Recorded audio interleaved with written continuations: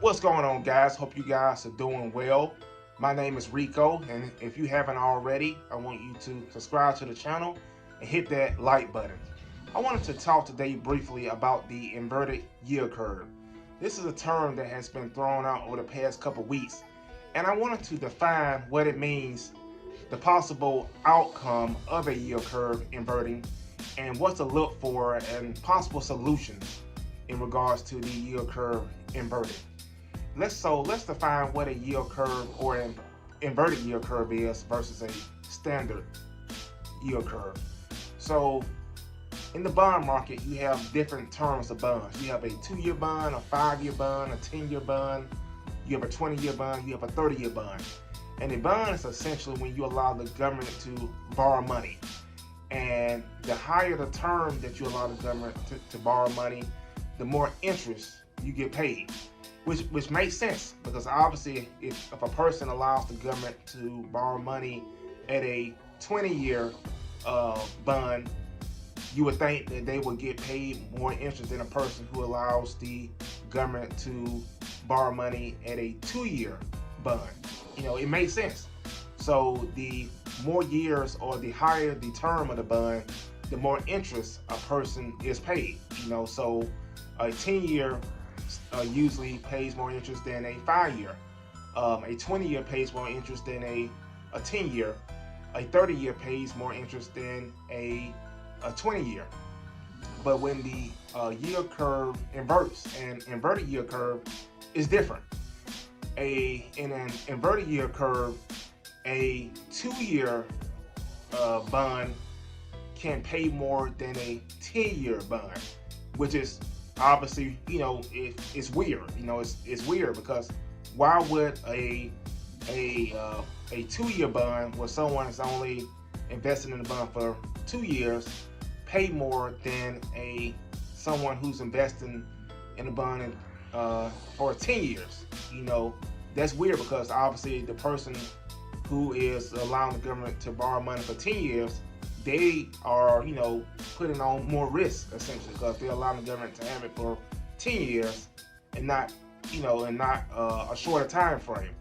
And that's called an inverted yield curve. A standard yield curve goes up, 2-year, 5-year, 10-year, and the higher the time frame, the higher the yield.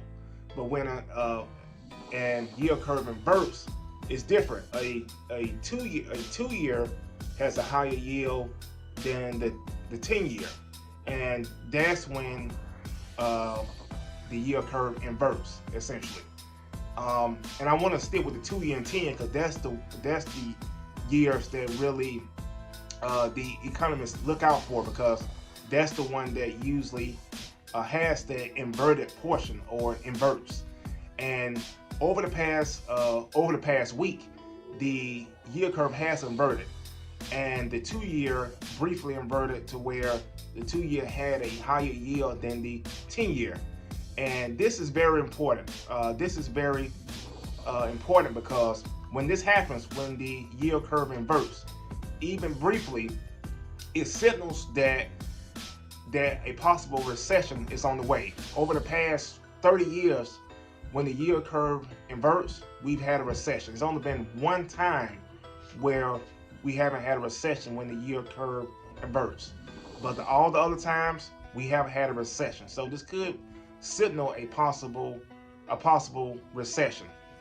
And the reason why a yield curve inverts is when investors are wary over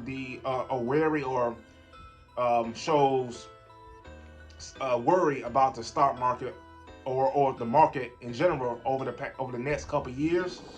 Then they will, instead of investing in short-term bonds, they put all their money, a lot of their money, in the 10-year bonds, and that signals that a possible recession is on the way. That people are worried, and when people are putting their money in 10-year bonds instead of 2-year bonds, that's when the yield curve starts to invert. And it's very important to look out for, because the yield curve, when it does happen, well, when the inverted yield curve happens, it doesn't mean that a recession is on the way right now in this moment. usually when the yield curve inverts, it happens within 12 to 24 months after the inversion. So there's something to kind of just be mindful of. It doesn't happen right away, like next week or in a month. It usually happens within 12 to 24 months. When the pandemic happened, when the yield curve last inverted, it inverted prior to last week. But before that, the last time the yield curve inverted, it was in late 2020. And then obviously in March in 2021, when the pandemic really kind of went full steam, that's when the market crashed, and then we experienced a recession. So it can happen fairly quick, but typically, it can be within 12 to 24 months. One thing to look out for, and I just wanted to bring up a solution. One thing to look out for is, I would do, and what I was thinking about, it just have some dry powder to the side. Have some money put to the side, because recessions are ways to build wealth. Recessions are a hard time for people, and we definitely know that. But it's also a great opportunity to build wealth. The last pandemic we had, or in the pandemic, a lot of millionaires were made, and a lot of people who already had money, their wealth grew. Like Jeff Bezos and Elon Musk and the Warren Buffetts of the world, their wealth grew because they take advantage of those opportunities as far as buying up assets on sale. And when a recession happens, essentially it's a discount. You're getting things half off. You're getting things 3/4 off. You're just getting big discounts on stocks, on real estate, on businesses. So think about it as an opportunity to find discounts, and think about things that you want to buy. Write down the stocks that you are interested in. Write down properties, types of properties that you are interested in, and take advantage of this, because it's an opportunity. So that's what I'm thinking about. That's what I'm been researching, and I just wanted to kind of briefly talk about that yield curve, inverted yield curve, and talk about the importance of it and what could happen, because everything impacts every individual.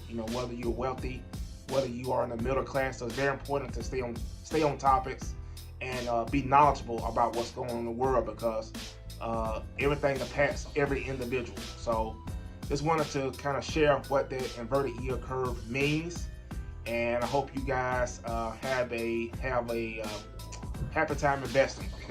So if you haven't already, I want you to subscribe to the channel, hit that like button, and I will talk to you guys soon. Peace.